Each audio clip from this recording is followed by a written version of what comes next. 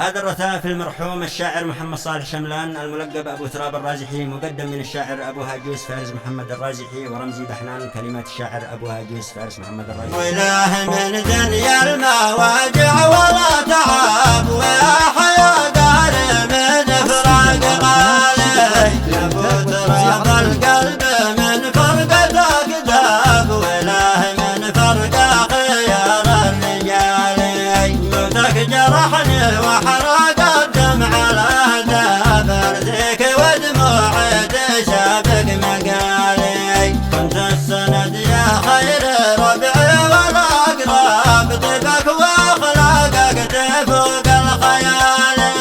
واليوم ابوها جوسف الفقد منصاب، ورمزي حزانه تفوق الجبال، واللي عرفه ورافق بيوم ابو تراب، عاش الالم والقهر في كل حال،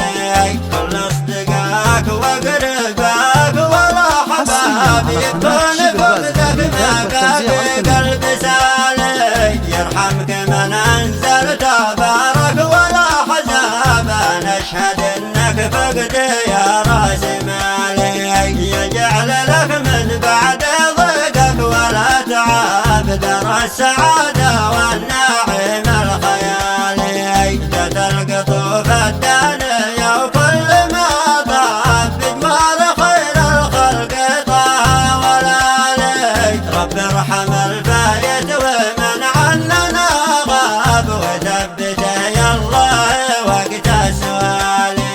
وصبر اهله واقربه والاصحاب، الواحد المنان يا ذا الجلال، هذا محمد كان يعمل بالاسباب، مطلبه رزقه ياكله بالحلال،